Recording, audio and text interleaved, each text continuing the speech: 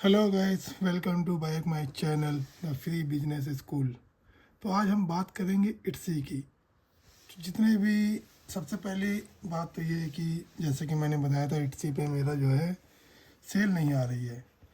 तो उसके लिए हुआ था कि पूरा प्रॉफिट फॉर्मेट इन्होंने चेंज कर दिया था कि पूरा पाइनियर अकाउंट से एक्टिवेट करना होगा, अब उसको पेपाल हटा के अब पाइनियर करना होगा। तो देखिए वो सब मैंने किया हुआ था बहुत पहले। वो तो मैं दिखाऊंगा आपको फाइनेंस में जाके। पेमेंट अकाउंट, ये है पेमेंट अकाउंट। यहाँ पे हम क्लिक करते हैं तो ये देखिए आ जाता है पेमेंट अकाउंट लिख के। अगर यहाँ पे पानियर वैलेट लिख के आ रहा है तो इसका मतलब हमारा पानियर वैलेट एक्टिवेट हो चुका है। चलो वो बस सब बात समझ में आती है। पहले ये था कि इट्सी पे जो है आप यूपीआई से भी पेमेंट कर सकते थे। इनकी जो फ़ीस होती है, लिस्टिंग की फ़ीस $0.25 पर लिस्टिंग की जो 3 मंथली फ़ीस होती थी, वो हम आसानी से उस पर कर लेते थे। लेकिन फिर इतने चेंजेस आए कि इंडिया से ब्लॉक ही हो गया पूरी तरीके से। अब जिनका चल रहा है वो चल रहा था, मेरा भी चल रहा था।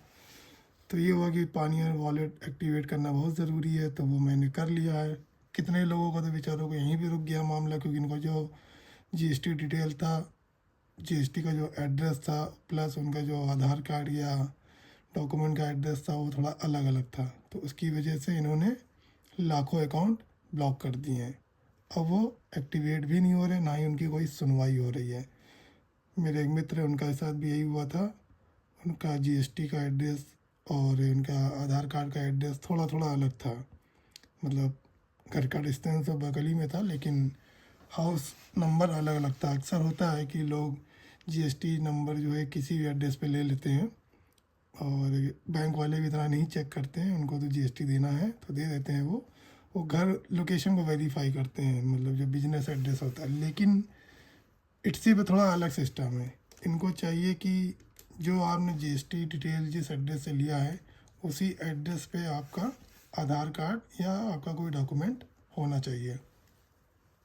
वो डॉक्यूमेंट चाहे आधार कार्ड हो, चाहे पैन कार्ड हो, चाहे आपका पासपोर्ट हो, लेकिन एड्रेस सेम होना चाहिए। लेकिन कई लोगों के साथ ये पेज फंस गया कि उनका एड्रेस सेम नहीं था। उन्होंने, और सबसे बड़ा ड्रॉबैक क्या है कि एक बार पानियर वॉलेट पे अगर आपने इनरोल कर दिया तो उसके बाद कोई चेंजेस भी आप नहीं कर सकते हो। मतलब डॉक्यूमेंट अपलोड कर दिए तो कर दिए, अगर वो डॉक्यूमेंट में मिसमैच हो गया एड्रेस तो आपका अकाउंट सस्पेंड।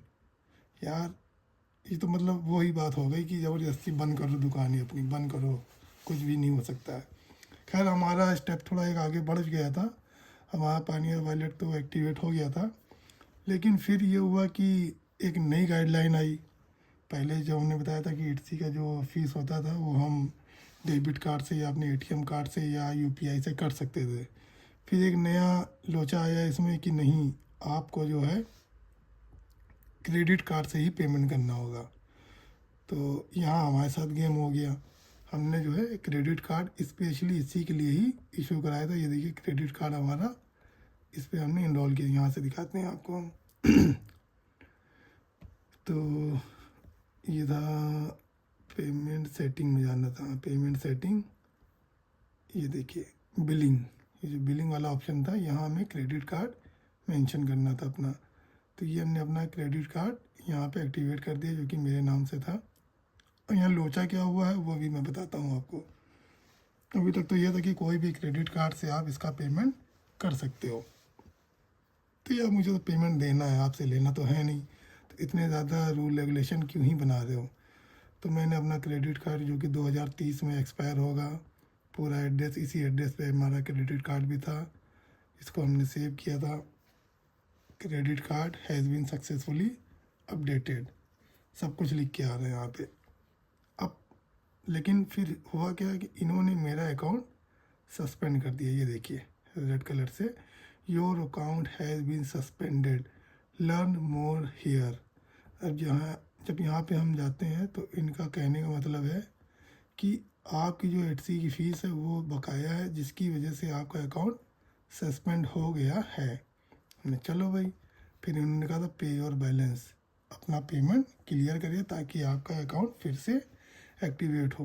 तो जब हम इस पर जा रहे हैं तो ये बन के आ जाता है, we are unable to charge the card ending 05 फलाना ठिकाना।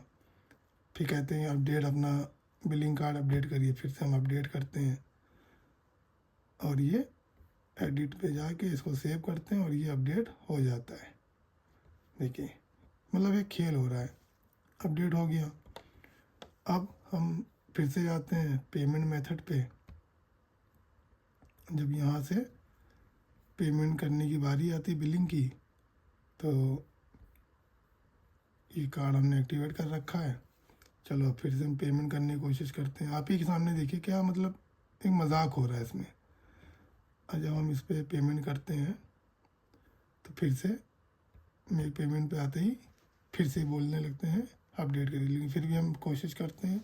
जब यहाँ क्लिक करते हैं 867 की पेमेंट है, ज़्यादा कोई पेमेंट भी नहीं है। ये देखिए अब यहाँ पे ये आके रुक जाता है। अब हम आपको दिखाते हैं जो ये एक मेल हमें भेजना है, जीमेल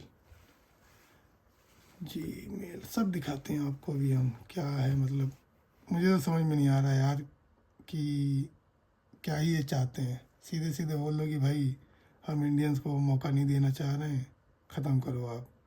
तो हम लोग तो वैसे ही ख़त्म कर देंगे। देखिए अभी ईमेल आ गया हमारे पास, ये है शायद आपको दिख रहा होगा clearly. We are unable to charge your credit card for your bill payment of फलाना ठिकाना जनवरी 3, 2025। मतलब ये भी का है।